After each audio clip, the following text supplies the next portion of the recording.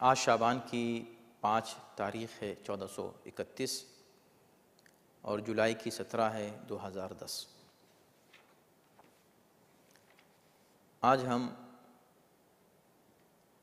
سورہ آل عمران کی آیت نمبر 75 سے 80 تک پڑھیں، 75 to 80 کی تلاوت کا شرف حاصل کریں گے۔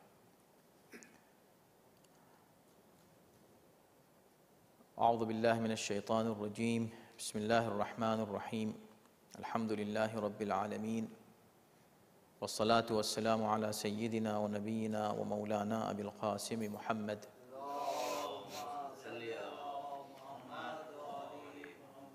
وآلہ الطیبین الطاہرین المعصومین، اما بعد فقد قال اللہ فی کتابہ الکریم: اعوذ باللہ من الشیطان الرجیم، بسم اللہ الرحمن الرحیم،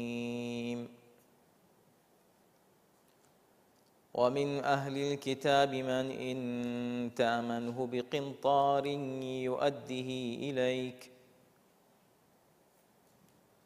ومنهم من إن تأمنه بدينار لا يؤده إليك إلا ما دمت عليه قائما ذلك بأنهم قالوا ليس علينا في الأميين سبيل ويقولون على الله الكذب وهم يعلمون بلى من أوفى بعهده واتقى فإن الله يحب المتقين إن الذين يشترون بعهد الله وأيمانهم ثمنا قليلا أولئك لا خلاق لهم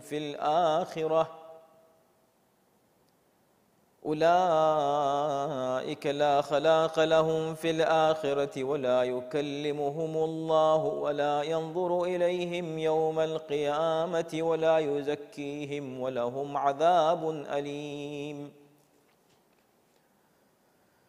وَإِنَّ مِنْهُمْ لَفَرِيقًا يَلْوُونَ أَلْسِنَتَهُمْ بِالْكِتَابِ لِتَحْسَبُوهُ مِنَ الْكِتَابِ وَمَا هُوَ مِنَ الْكِتَابِ وَيَقُولُونَ هُوَ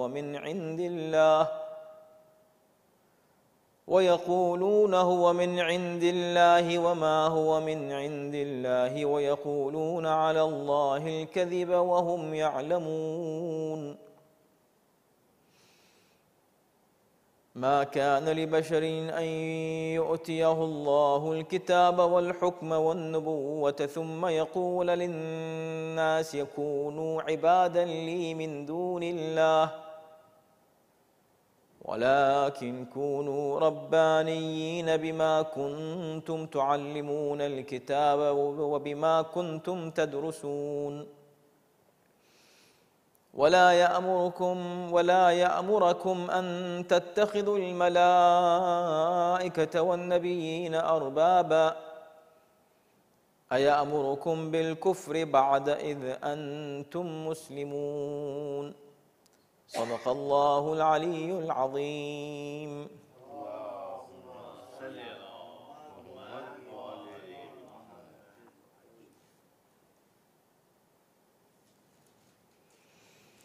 ارشاد ہو رہا ہے کہ اور اہل کتاب میں کچھ ایسے ہیں جن کے پاس آپ اگر ڈھیر ساری دولت امانت کے طور پر رکھ دیں تو وہ آپ کو واپس کر دیں گے، اور ان میں سے ایسے بھی ہیں کہ اگر ان کے پاس صرف 1 دینار امانت رکھیں تو جب تک آپ ان کے سر پر کھڑے نہ رہیں وہ آپ کو واپس نہیں کریں گے۔ اور یہ اس لیے کہ وہ کہتے ہیں کہ امیین یعنی عربوں کے بارے میں ہم پر کوئی ذمہ داری عائد نہیں ہوتی، اور وہ اللہ پر جان بوجھ کر جھوٹ بولتے ہیں۔ ہاں، جو اپنے عہد کو پورا کر لے اور تقوی اختیار کرے تو بے شک اللہ متقین کو پسند فرماتا ہے۔ بلا شبہ وہ لوگ جو اللہ کے عہد و پیمان اور اپنی قسموں کو تھوڑی سی قیمت پر بیچ ڈالتے ہیں، ان کا آخرت میں کوئی حصہ نہیں ہے، اور اللہ قیامت کے دن ان سے بات نہیں کرے گا اور نہ ان کی طرف نظر فرمائے گا اور نہ ہی انہیں بے گناہ قرار دے گا، اور ان کے لیے دردناک عذاب ہے۔ اور انہی میں سے کچھ لوگ ایسے بھی ہیں جو کتاب پڑھتے ہوئے یوں زبان کو موڑ لیتے ہیں کہ تم یہ سمجھو کہ یہ بھی کتاب ہی کا حصہ ہے، حالانکہ وہ کتاب کا حصہ نہیں ہوتا۔ پھر وہ کہتے ہیں کہ یہ اللہ کی طرف سے ہے، حالانکہ وہ اللہ کی طرف سے نہیں ہوتا، اور وہ سب جانتے ہوئے بھی خدا پر جھوٹ بولتے ہیں۔ کسی انسان کے لیے مناسب نہیں کہ اللہ تو اسے کتاب و حکمت و نبوت عطا کرے اور وہ لوگوں سے کہے کہ اللہ کو چھوڑ کر تم میرے بندے بن جاؤ، بلکہ وہ یہی کہے گا اللہ والے بنو، جیسا کہ تم کتاب پڑھاتے رہے ہو اور خود بھی پڑھتے رہے ہو، اور وہ کبھی تمہیں یہ حکم نہیں دے گا کہ فرشتوں کو یا انبیاء کو اپنا رب قرار دو۔ کیا وہ تمہیں کفر کا حکم دے گا جبکہ تم مسلمان ہو چکے ہو؟ یہ 6 آیتیں ہیں اور ظاہر ہے کہ ان کا تسلسل ہے، اور اس میں اہل کتاب کا کردار اور ان کے عقائد و اعمال اور ان کے کرتوت کا تذکرہ ہے۔ آیت نمبر 75 پر گفتگو ہماری شروع ہوئی تھی گزشتہ ہفتے، لیکن مکمل نہیں ہو سکی تھی، اور اس کے شان نزول کے سلسلے میں عرض کیا تھا کہ 2 افراد کے تعلق سے ہے، لیکن جو بات قابل غور ہے وہ یہ ہے کہ آپ قرآن مجید میں اہل کتاب کی مذمت کی بہت سی آیتیں پڑھیں گے، لیکن ساتھ ہی ساتھ کچھ آیتیں ایسی بھی ہیں جن میں بعض اہل کتاب کی تعریف کی گئی ہے۔ ان میں سے یہاں پر یہ ایک آیت ہے کہ ٹھیک ہے اہل کتاب ہے، لیکن اس کی برائی صرف اس لیے نہیں کہ وہ اہل کتاب ہے، یعنی ایسا نہیں ہے کہ اگر وہ اہل کتاب ہے تو اب اس میں ساری برائیاں ہم نکال لیں اور اس کی اچھائیوں کو بھی ہم نظر انداز کر رہے ہیں کہ چونکہ وہ کسی ایک خاص مذہب کا ماننے والا ہے۔ اس طرح کی عصبیت اسلام نے ہم کو نہیں سکھائی۔ اگر کسی شخص میں کوئی بھی خوبی ہے اور اس کا تعلق کسی بھی مذہب سے، تو اس خوبی کے اقرار کرنے میں کوئی حرج نہیں ہے۔ چنانچہ اس آیت میں اہل کتاب ہی کے 2 گروہوں کے تعلق سے بات کی گئی ہے کہ کچھ ایسے ہیں کہ جو بہت ہی اچھے ہیں، نیک ہیں، امانت دار ہیں، کچھ وہ ہیں کہ جو امانت میں خیانت کرتے ہیں۔ لیکن قابل غور بات جو ہے وہ یہ ہے کہ انسانی اخلاق اور رفتار و گفتار اور اس کے سلوک سے تعلق بہت سے امور ہیں، یعنی بہت سے اعمال ہیں جو انسان جو ہے انجام دیتا ہے۔ اسی طرح بہت سی برائیاں ہیں جو انسان انجام دیتا ہے۔ ان تمام اچھائیوں میں سے اسلام نے مثال کے طور پر جس چیز کو منتخب کیا وہ ہے امانت۔ یعنی اور بھی بہت سی ایسی باتیں ہو سکتی ہیں کہ جن کی تعریف کی جائے، بھئی کافر مثلا بہت اچھا کام کرتے ہیں، فلاں کام انہوں نے اچھا کیا، فلاں کام اچھا کرتے ہیں۔ اکثر آپ دیکھتے ہیں کہ کافر عملی اعتبار سے بہت سے کام مسلمانوں سے بہتر کرتے ہیں۔ اب قرآن مجید کسی کے عمل کی تعریف کرنا چاہتا ہے، ایمان کی تعریف نہیں ہو رہی ہے، اس کا خیال رکھیے گا، اس کے عمل کی تعریف ہو رہی ہے، اس کے کردار کی تعریف ہو رہی ہے۔ اب عمل کی تعریف میں اہل کتاب میں بہت سے ایسے لوگ ہوں گے جو بہت اچھے کام کر رہے ہوں گے، لیکن ان اچھے کاموں میں سے جس کام کا انتخاب کیا مثال کے طور پر، یعنی بطور مثال جب پیش کرنا ہے تو امانت داری کو پیش کیا، جس سے انداز ہوتا ہے کہ اسلام میں امانت داری کی کتنی اہمیت ہے۔ اور مثال بھی اس طرح دی، اور صحیح مثال دی، چونکہ شان نزول یہ بیان کرتا ہے کہ یہ حقیقی واقعہ تھا، یہ صرف ایک مثال نہیں ہے، ایک حقیقی واقعہ ہے، حقیقی کردار موجود تھے اس وقت۔ تو اگر کسی شخص نے کوئی برائی کی تو فوراً آیت اتر جاتی تھی اس کے بارے میں کہ اس شخص نے یہ کام کیا ہے، یہ برائی کی ہے۔ تو اگر کسی نے اچھائی کی تو اس کے لیے بھی آیت اتری۔ تو ایک شخص جس کے پاس ایک بہت بڑی رقم ایک شخص نے امانت کے طور پر رکھی، اس نے اس امانت کو ویسے ہی اتنی بڑی رقم کو واپس کر دیا، اور اس رقم کی تعداد بھی بیان کی گئی ہے کہ کیا تھی۔ 1200 اوقیہ یعنی 8400 مسقال سونا، جو بہت بڑی اس زمانے میں رقم تھی، آج بھی بہت بڑی رقم ہے یہ، امانت کے طور پر اس کو رکھیے، چاہتا تو وہ واپس نہ کرتا یا کوئی بہانہ کر لیتا یا اس میں کمی کر لیتا، اس نے ویسی کی ویسی ہی واپس کر دیا، حالانکہ وہ مسلمان نہیں تھا، اس کا تعلق اہل کتاب سے تھا بلکہ یہودی تھا۔ تو گویا یہاں پر ایک یہودی کی تعریف کی جا رہی ہے، مگر تعریف کس بات پر کی جا رہی ہے؟ ایک کام اس نے اچھا کیا تو اس کی تعریف کی گئی۔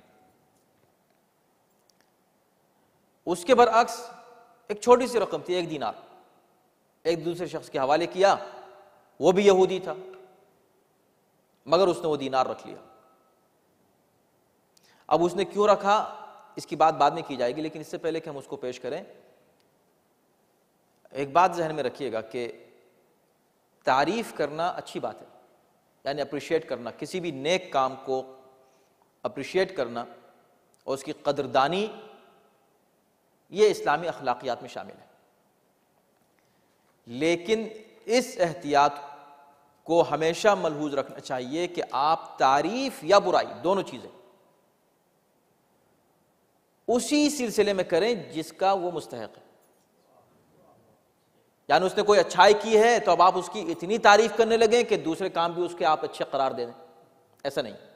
تعریف اس ایک عمل کی ہے جو اس نے ایک اچھا کام انجام دیا، اس کو آپ اپریشیٹ کریں، اگر وہ کوئی غلطی کر رہا ہے تو پھر آپ اس کو غلط ہی کہیں۔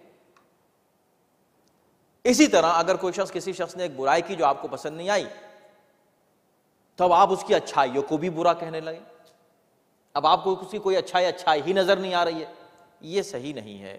تو یہ بیلنس رکھنا چاہیے۔ چنانچہ جب آپ تعریف کریں تو صرف اسی بات کی تعریف کریں جس بات کا وہ مستحق ہے، برائی کریں تو صرف اسی بات کی کریں کہ جس کا وہ مستحق ہے۔ افراط و تفریط اسلام میں جائز نہیں، اور پھر اتنی ہی کریں تعریف، اس سے یہ بھی معلوم ہوا کہ اتنی ہی تعریف کریں جتنی ضروری ہے۔ اب ضرورت سے زیادہ تعریف کیے جا رہے ہیں، جس کو ہماری اردو زبان میں کہتے ہیں چڑھانا، اب ضرورت سے زیادہ آپ نے چڑھانا شروع کر دیا تو وہ درست نہیں ہے، اتنی ہی بات کریں۔ اور یہی وجہ ہے کہ پھر دینار کا بھی ذکر کر دیا قرآن نے، یعنی یہ نہیں کہا کہ اس کے پاس کوئی امانت رکھی اس نے واپس نہیں کی، اس لیے کہ آدمی سوچ سکتا ہے کہ بھی امانت رکھی ٹھیک ہے، انسان ہے، اس کا دل آ گیا بہت بڑی رقم کے اوپر، یا اس میں سے اس بڑی رقم میں سے تھوڑی سی اس نے رکھ لی، کچھ واپس کر دی، ٹھیک ہے غلطی ہو گئی لیکن اتنی بڑی غلطی نہیں ہے کہ اب آیت بن کر نازل ہو جائے۔ کہا نہیں، 1 دینار تھا، اس کی کوئی ویلیو نہیں ہے، اس کو واپس کر دینا چاہیے تھا، یعنی کیا حیثیت اس 1 دینار کی، مگر وہ 1 دینار بھی اس نے رکھ لیا، تو اس سے اندازہ ہوتا ہے کہ اس کی نیت کیسی تھی۔ اس کے برعکس دوسرا انسان کی بہت بڑی رقم تھی، اس کو بھی واپس کر دیا۔ تو اس کا مطلب یہ کہ جتنی تعریف کرنی چاہیے اتنی کی جائے، اور جتنی برائی کرنی چاہیے اتنی کی جائے، اور جتنا اس نے کیا ہے اس کا ذکر کیا جائے، اس نے جتنی اچھائی کی ہے اتنی ہی اچھائی کا ذکر کیا جائے، زیادہ اس کو بڑھانے چڑھانے کی ضرورت نہیں ہے۔ اسی طرح کسی نے اگر کوئی برائی کی ہے تو بس اتنی ہی پیش کی جائے جتنے اس نے برائی کی ہے۔ اب دشمنی میں، مخالفت میں آپ نے اس میں نمک مرچ مسالہ لگانا شروع کر دیا، وہ سب نہیں جائز ہے۔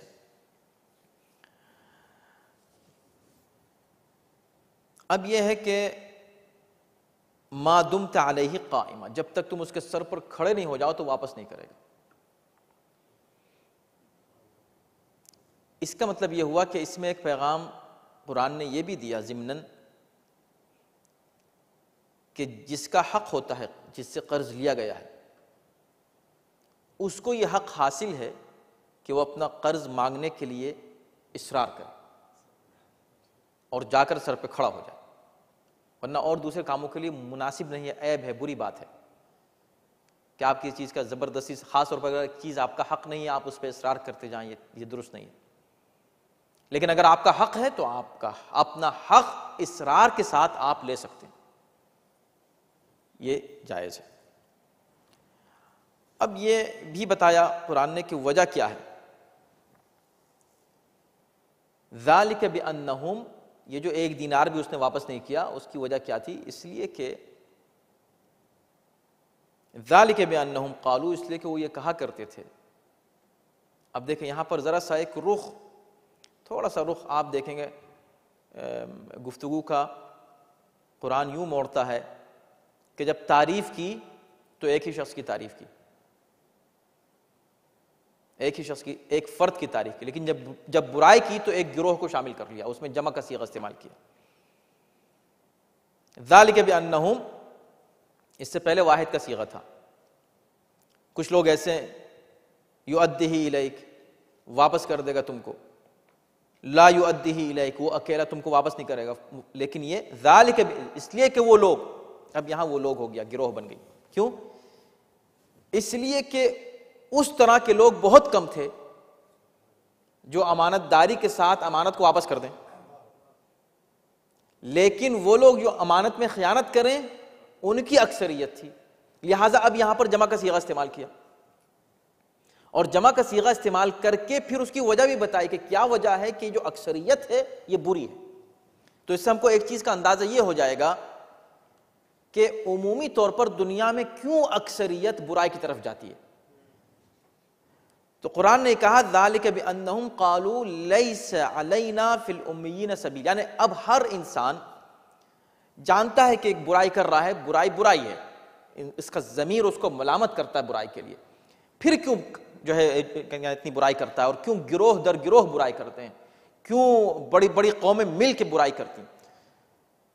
تو اس لیے نہیں کہ وہ اس برائی کو برائی نہیں سمجھ رہی ہیں، بلکہ وہ کوئی نہ کوئی جواز پیش کرتی ہیں، وہ امتیں، وہ گروہ، وہ جماعتیں، وہ افراد اس گناہ کے لیے جو وہ انجام دے رہے ہیں، ان کا ضمیر تو ان کو ملامت کر رہا ہے، وہ جانتے ہیں کہ وہ غلط کر رہے ہیں، لیکن اس کے لیے کوئی جسٹیفیکیشن وہ ضرور پیش کریں گے،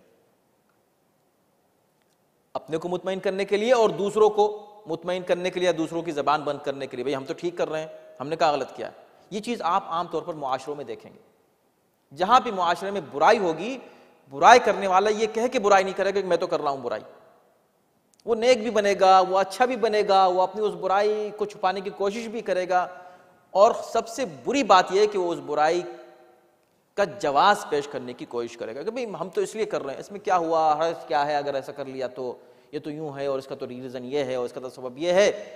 تو وہ اپنے ضمیر کو بھی مطمئن کرنا چاہتا ہے اس طرح، اور دوسروں کو بھی جواز پیش کرتے تھے۔ تو یہ جواز کیا پیش کرتے تھے کہ تم نے ایک دینار تھا، اس کی کیا ویلیو تھی، کیا حیثیت تھی، اور یہ لوگ مالدار لوگ تھے، اس دور کے سب سے مالدار لوگ تھے، یہ قوم ہی مالدار قوم مانی جاتی تھی، پیسے والی قوم مانی جاتی تھی، ان کے بزنس تھے، ان کی زمینیں تھیں، سب سے بڑی بات یہ کہ ان کے سود کا کاروبار تھا، تو ان کے پاس تو پیسہ ہی پیسہ تھا۔ یہ ایک دینار کی کیا ویلیو تھی کہ تم نے اس کو واپس نہیں کیا؟ تو اس کا ضمیر بھی اس کو ملامت کر سکتا ہے، اور دوسرے بھی اس سے کہہ سکتے ہیں کہ بھئی ایک دینار تو واپس کر دیتے۔ تو اس نے کیا کہا؟ ذالک بانہم قالوا لیس علینا فی الامیین سبیل، ریزن یہ ہے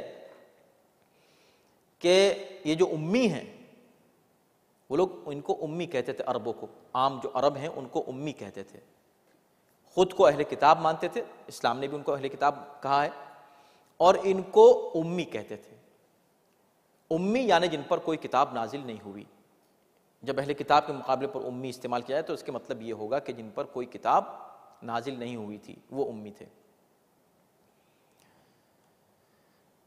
امیین کے بارے میں ہماری کوئی ذمہ داری نہیں ہے، یعنی اگر ان کا کوئی پیسہ ہمارے ہاتھ لگ گیا، ہم اس کو مار لیں، ان کا حق، تو بالکل ٹھیک ہے۔ کیوں؟ اس لیے کہ ہمارے لیے جائز ہے، اس لیے کہ وہ کافر ہیں، اس لیے کہ ان کا کوئی، دیکھا نا یہ تصور کہ چونکہ وہ کافر ہیں، مسلمانوں کو وہ کافر مانتے تھے، لہٰذا ان کا پیسہ مار لینا ہمارے لیے جائز ہے، یہ جواز پیش کیا انہوں نے۔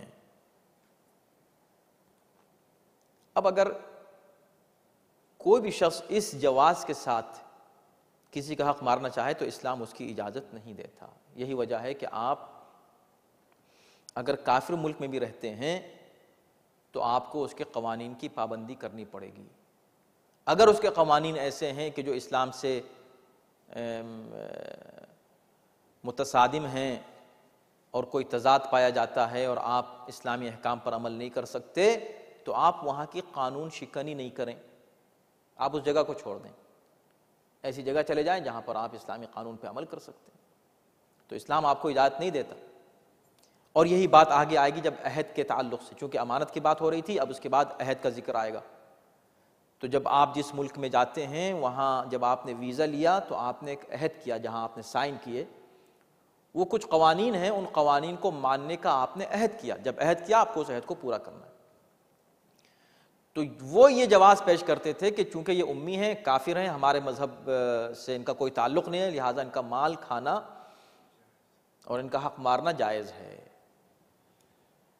اب یہ جو کہتے تھے جائز ہے، کس اعتبار سے جائز ہے؟ کون سا قانون کہہ رہا ہے کہ جائز ہے؟ کس قانون نے کہا جائز ہے؟ تو ظاہر ہے کہ وہ چونکہ علماء یہود ہمیشہ ہر بات میں حوالہ دیتے تھے کتاب اللہ کا، توریت میں لکھا ہے، توریت میں لکھا ہے، اللہ نے کہا، تو اسی بات کو اللہ نے اس کے فوراً بعد یہ بات کہی، وَيَقُولُونَ عَلَى اللَّهِ الْكَذِبِ۔ یہ جو بات یہ کہہ رہے ہیں نا کہ امیین کا مال کھا سکتے ہو تم، ان کا حق ضبط کر سکتے ہو، یہ اللہ پر جھوٹ بول رہے ہیں۔ اچھا ایسا بھی نہیں ہے کہ وہ اس آیت کو سمجھے نہیں ہیں یا انٹرپریٹیشن جو ہے وہ غلطی سے کر دیا ہے، وَهُمْ يَعْلَمُونَ، جان کیسا کرنا ہے، وہ اچھی طرح خوب جانتے ہیں کہ آیت کا مطلب کیا ہے، مفہوم کیا ہے، اللہ کیا چاہتا ہے ان سے، توریت میں کیا لکھا ہوا ہے، اچھی طرح جانتے ہیں، مگر جان کے اس میں تحریف کر رہے ہیں۔ اور آپ یاد رکھیے گا، اس سے پہلے بھی ہم کئی بار عرض کر چکے ہیں، جس وقت ہم اس طرح کی آیتیں پڑھیں تو اس کا مطلب یہ نہیں ہے کہ اس کا تعلق صرف ایک خاص گروہ سے ہے، لہٰذا یہ ساری برائیاں یہودیوں کی ہیں، مسلمان بڑے پاک صاف ستھرے ہیں۔ یہی حرکتیں مسلمان بھی کرتے ہیں، اگر نہ کر رہے ہوتے تو مسلمانوں میں اتنے فرقے نہیں ہوتے۔ وہ بھی قرآن مجید کا غلط انٹرپریٹیشن کر کے اللہ کی طرف جھوٹی باتیں منسوب کرتے ہیں، اور ان میں اکثریت ایسے لوگوں کے، خاص طور پر جو علماء کرتے ہیں، عوام نہیں، جو صاحبان علم ایسا کرتے ہیں، پڑھ لکھ کر ایسا کرتے ہیں، وہ جان کے کرتے ہیں، انہیں پتہ ہے اچھی طرح کہ کیا ہے قرآن، کیا کہہ رہا ہے، اللہ کیا چاہتا ہے، اس کے باوجود بھی صرف اپنی روزی روٹی کو برقرار رکھنے کے لیے، اپنا پیٹ پالنے کے لیے، جیسا کہ اہل یہودی کرتے تھے، یہ بھی ایسا ہی کرتے ہیں۔ بلا من اوفى بعہدہ واتقى فإن اللہ یحب المتقین۔ اب یہاں یہ کہا جا رہا ہے کہ بالکل جو شخص اپنے عہد کو پورا کرے، بعہدہ، اب یہاں اوفیٰ بعہدہ، عہدہ میں ہی کی جو ضمیر ہے، جو پروناؤن ہے کہ عہد کو پورا کرے، یہ اگر اللہ کی طرف پلٹتا ہے تو اس کے معنی یہ ہوں گے کہ جو اللہ سے کیے ہوئے عہد کو پورا کرتا ہے، بعہدہ، اور اگر من کی طرف، بلا من، جو ایسا کرے، تو جو کی طرف ہوگا تو اپنے، یعنی وہ اپنے عہد کو پورا کرے۔ دونوں مفاہیم درست ہیں، اصل مقصد صرف یہ ہے کہ خدا بتانا چاہتا ہے کہ عہد کی تکمیل، عہد کو پورا کرنا اسلامی نقطہ نگاہ سے کتنا ضروری ہے۔ تو اگر جو شخص عہد کو پورا کرتا ہے فإن اللہ یحب المتقین۔ دلچسپ بات یہ ہے کہ اب تک دو چیزوں کا ذکر کیا ہے، ایک امانت کا، ایک عہد کا۔ خیر اگر ہم اس تفصیل میں جائیں کہ امانت کے تعلق سے اسلام کیا کہتا ہے اور عہد کو پورا کرنے کے تعلق سے کیا کہتا ہے، تو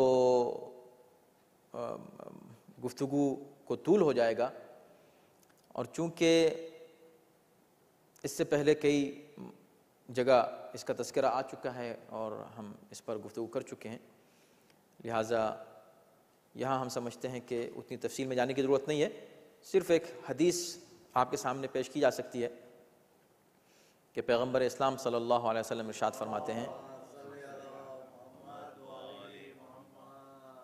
کہ ثلاث من کن فیہ فہو منافق، جس میں تین خصلتیں پائی جائیں وہ منافق ہے۔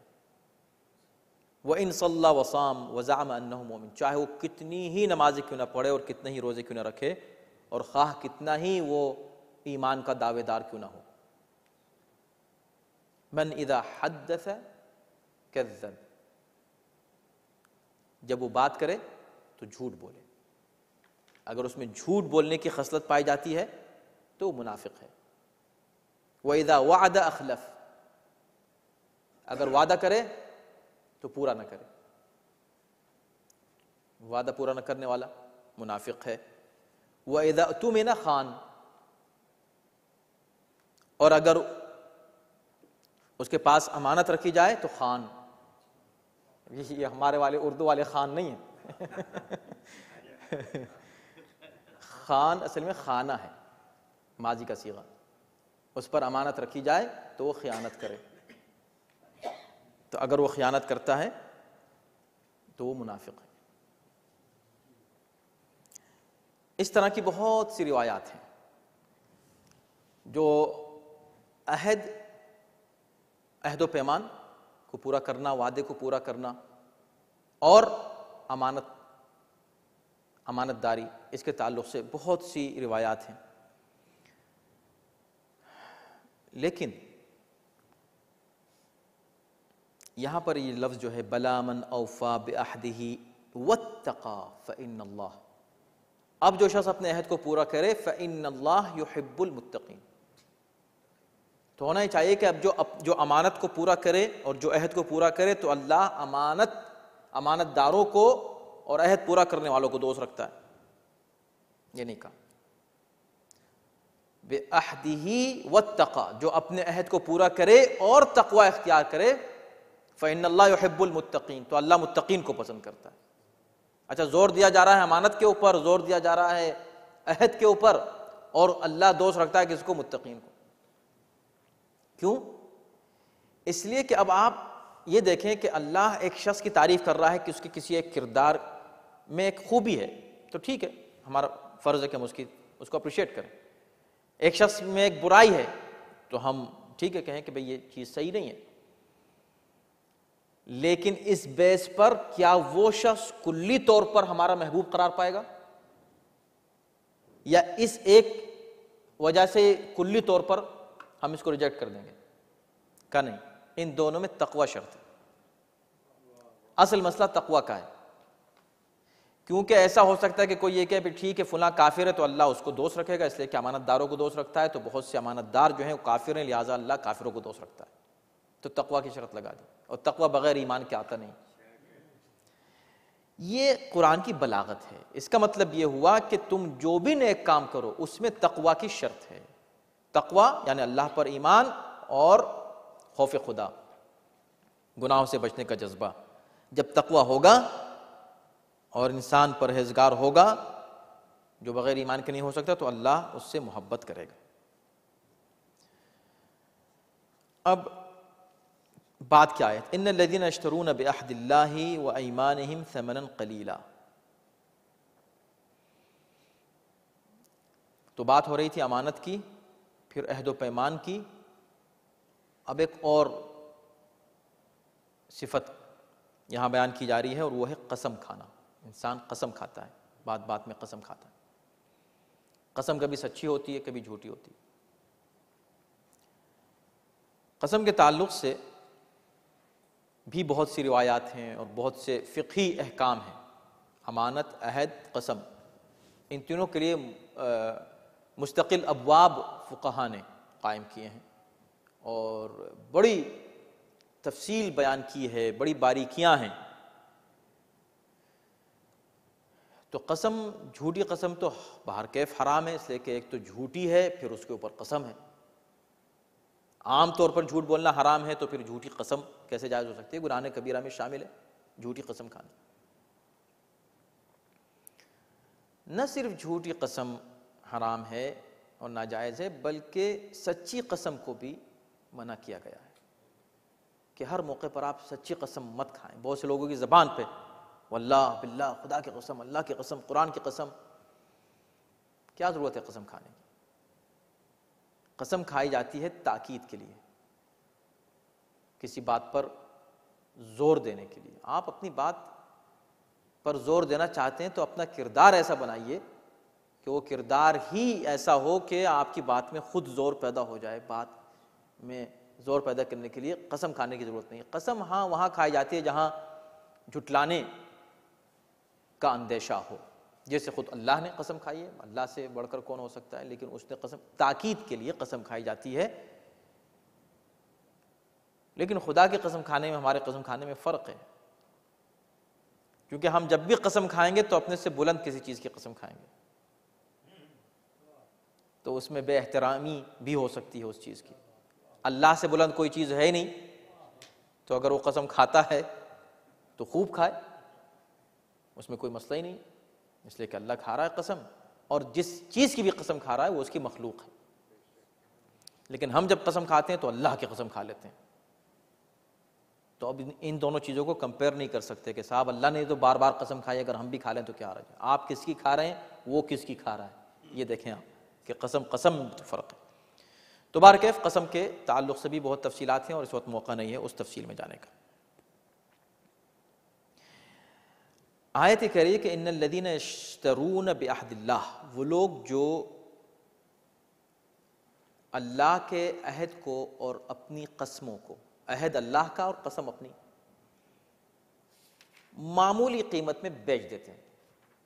کیا مطلب معمولی قیمت میں بیچ دیتے ہیں؟ مطلب یہ ہے کہ وہ معمولی دنیاوی مفادات کی خاطر اللہ سے کیے ہوئے عہد کو بھی توڑ دیتے ہیں اور جھوٹی قسم بھی کھا لیتے ہیں۔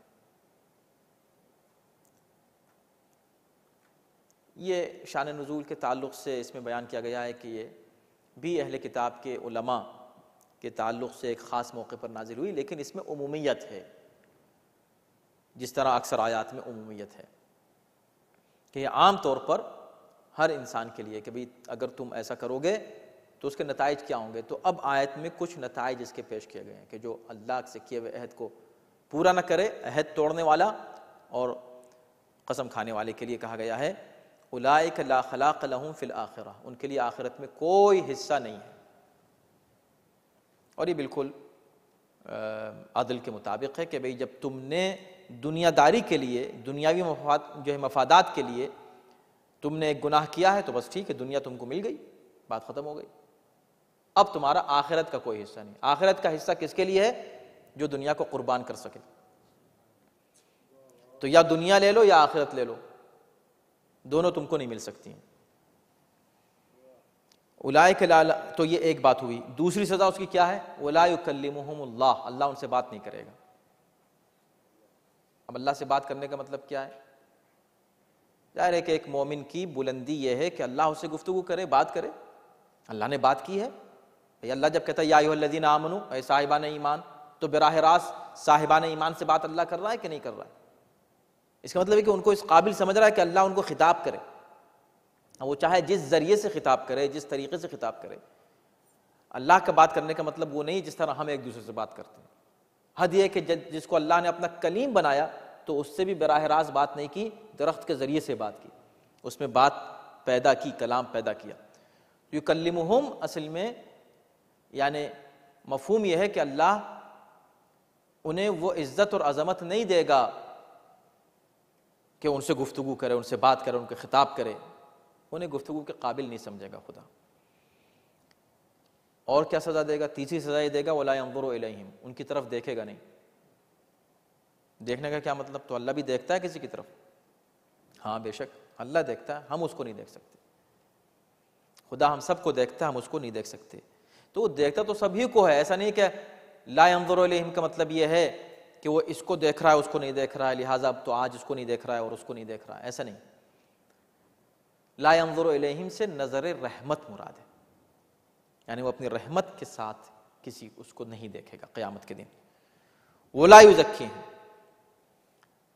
تزکیہ کہتے ہیں اپنی صفائی پیش کرنے کو یا پاک کرنے کو، اور ان کو اللہ پاک نہیں کرے گا۔ کیا مطلب؟ یعنی انہیں پاک قرار نہیں دے گا، انہیں بے گناہ قرار نہیں دے گا۔ ولا تزکوا انفسکم، اپنے قرآن میں ایک آیت ہے کہ اپنے منہ میاں مٹھو مت بنو، اپنے آپ اپنی صفائی مت پیش کرو کہ ہم بڑے نیک ہیں، بڑے صاف ستھرے ہیں، بڑے نیک۔ تو تزکیہ اس مفہوم میں بھی استعمال ہوتا ہے، یعنی کسی کو بے گناہ قرار دینا اور اس کو بری کر دینا کہ بھئی یہ شخص گناہوں سے بری ہے، یہ شخص جو ہے اس نے کوئی جرم نہیں کیا ہے۔ تو اللہ قیامت کے دن اس کو گناہ سے پاک نہیں کرے گا، اس کو بری نہیں کرے گا۔ وَلَهُمْ عَذَابٌ عَلِيمٌ، پانچویں سزا یہ ملے گی کہ ان پر عذاب عظیم ہوگا، عذاب علیم ہوگا، دردناک عذاب ہوگا۔ یہی آیت جو ہے نا اس کے کچھ مضامین سورہ بقرہ کی آیت نمبر 174 میں 174 میں بیان کیے جا چکے ہیں، اس میں کچھ تفصیلات کے ساتھ ہم لوگ اس کا ذکر کر چکے ہیں۔ اب آئیے اس کے بعد کی آیت نمبر 78، وَإِنَّ مِنْهُمْ لَفَرِيقًا يَلْوُونَ أَلْسِنَتَهُمْ بِالْكِتَابِ لِتَحْسَبُوهُ مِنَ الْكِتَابِ، ان میں کچھ ایسے لوگ بھی ہیں کہ جو کتاب پڑھتے ہوئے اپنی زبان کو کچھ اس طرح ٹویسٹ کرتے ہیں، کچھ اس طرح توڑ مڑوڑ کے بات کرتے ہیں کہ توریت کی آیت پڑھتے پڑھتے انہوں نے کچھ اس طرح اس کو پیش کیا کہ اس میں یوں تحریف کی کہ تم سمجھے کہ یہ بھی کتاب کا ایک حصہ ہے، حالانکہ وہ کتاب کا حصہ نہیں۔ وَيَقُولُونَ هُوَ مِنْ عِنْدِ اللَّهِ، پھر یہ بھی کہتے ہیں کہ یہ اللہ کی طرف سے۔ ایک تو انہوں نے ٹویسٹ کیا اس کو، اپنی زبان کو اس انداز سے اس کی تلاوت کی کہ سننے والے نے سمجھا کہ یہ بات کہی ہے، اس نے کچھ اور کہا، اور پڑھا اس نے کچھ اور۔ جیسے آج بھی ہوتا ہے زیر زبر کی غلطی، زیر زبر ہی سے سب کچھ زیر زبر ہو جاتا ہے، جی سارا زیر و زبر اسی زیر و زبر سے ہو جاتا ہے۔ وضو کا جو فرق ہے مسلمان فرقوں میں صرف زیر و زبر کا فرق ہے، صرف ایک زبر سے وضو اس طرح ہو جائے گا، زیر لگانے سے وضو اس طرح ہو جائے گا، یہ فرق ہے۔ تو اس طرح وہ اس کو پڑھتے ہیں اس لہجے میں، اس انداز سے، زبان کو ایسے موڑ کے کہ اس میں تحریف کر دیتے ہیں، یوں پیچ و خم آتا ہے زبان کا۔ تو زبان کا پیچ و خم اصل میں کنایہ ہے تحریف سے۔ لیکن اس کے بعد کی آیت، اس کے بعد کا حصہ آیت کا، وَيَقُولُونَ هُوَ مِنْ عِنْدِ اللَّهِ، نہ صرف یہ ٹویسٹ کرتے ہیں بلکہ پھر بعد میں یہ بھی کہتے ہیں کہ یہ اللہ کی طرف سے، حالانکہ اللہ کی طرف سے نہیں ہوتا۔ اب یہاں ایک سوال، کیا مسلمان ایسا کر سکتا ہے؟ اگر یہودی علماء ایسا کرتے ہیں تو کیا مسلم علماء ایسا کر سکتے ہیں کہ قرآن پڑھتے ہوئے ایسا ٹویسٹ کریں کہ وہ قرآن کا حصہ سمجھا جائے؟ قرآن کا کمال یہی ہے کہ قرآن میں لفظی تحریف نہیں ہو سکتی، یعنی کوئی بھی قرآن کا پڑھنے والا قرآن کو اس طرح نہیں پڑھ سکتا کہ دوسرا سمجھے کہ اچھا کچھ اور آیت پڑھ رہا ہے۔ پڑھنا تو اس کو وہی پڑھے گا جو قرآن میں ہے، بات ہے نا۔ اب آئیے دیکھیں قرآن کا معجزہ دیکھیں، یعنی تبلیغ، یعنی قرآن جو وعظ و نصیحت کر رہا ہے، قصے کہانی نہیں ہے یہ کہ بھئی انہوں نے ان میں سے ایک گروہ ایسا، نہیں، تم بھی ایسا کر سکتے ہو، مگر یا اللہ وہ تو توریت تھی کہ اس وہ لوگ ٹویسٹ کرتے تھے، یہ تو قرآن ہے، اس کو تو کوئی ٹویسٹ کر ہی نہیں سکتا، تو اب یہ ہم پہ تو اپلائی نہیں ہوگی، اسی لیے فوراً دوسری بات کہی جو کہنے کی ظاہراً ضرورت یہاں نہیں تھی۔ کیا کہا؟ وَيَقُولُونَ هُوَ مِنْ عِنْدِ اللَّهِ، پھر وہ یہ کہتے ہیں کہ اللہ کی طرف سے۔ ابھی جب وہ کتاب پڑھ رہے ہیں تو سننے والا سمجھ رہا ہے کتاب اللہ کی ہے، تو پھر وہ اللہ کی طرف سے ہوا، لیکن نہیں، وہ کہتے بھی ہیں۔ کیا مطلب؟ اب یہ دوسرا حصہ وہ ہے جو مسلمانوں پہ اپلائی ہوتا ہے۔ پہلا جملہ متعلق ہے تحریف لفظی سے، لفظی تحریف، یعنی لفظ میں تحریف کرتے تھے وہ۔ مسلمان لفظ میں تو تحریف قرآن کی نہیں کرتا، لیکن مسلمان معنی میں تحریف کر کے آیت وہی پڑھے گا، آیت چینج نہیں کرے گا، الفاظ چینج نہیں کرے گا، آیت وہی پڑھے گا، مگر آیت وہی پڑھ کے یہ کہے گا اس کا مطلب یہ ہے، اور اللہ نے یہ کہا ہے، یہ اللہ کی طرف سے اس طرح کہا گیا ہے، اللہ نے کہا ہے نماز ایسے پڑھو، اللہ نے کہا ہے روزہ ایسے رکھو، اللہ نے کہا ہے وضو ایسا کرو، اللہ نے کہا یہ کرو، اللہ کی طرف منسوب کر دیتا ہے۔ خدا یہ فرماتا ہے کہ وَيَقُولُونَ عَلَى اللَّهِ الْكَذِبَ وَهُمْ يَعْلَمُونَ، پھر اسی جملے کو دہرایا گیا ہے کہ یہ اللہ پر جھوٹ بولتے ہیں اور جان بوجھ کر جھوٹ بولتے ہیں، جہالت میں نہیں کرتے، ایسا جانتے ہیں کہ غلط کر رہے ہیں، اس کے باوجود بھی اس کا انٹرپریٹیشن ایسا کرتے ہیں کہ جو غلط ہو۔ تو اس کا مطلب یہ کہ مسلمانوں کے اوپر اس کا ایک حصہ اپلائی ہوتا ہے، ایک نہیں ہوتا۔ وہ حصہ کہ جس میں لفظ میں تحریف ہو وہ اپلائی نہیں ہوتا، لیکن معنی میں تحریف بلا شبہ مسلمانوں نے کی ہے۔ اگر معنی میں تحریف نہ ہوتی تو آج مسلمانوں کے اتنے فرقے نہ ہوتے۔ قرآن ایک ہی ہے، آیت ایک ہی ہے، اس کے مختلف معانی پیش کر کے، مفاہیم پیش کر کے، مختلف تعویلیں کر کے مسلمانوں نے اپنے اپنے فرقے بنا لیے۔ پروردگار ہم سب کو قرآن کے متن اور معنی میں کسی طرح بھی تحریف سے محفوظ رکھے، اور اللہ ہم کو قرآن مجید کے حقائق اور معانی و مفاہیم کو سمجھنے کی توفیق کرامت فرمائے۔ صلوات پر محمد وعلیہ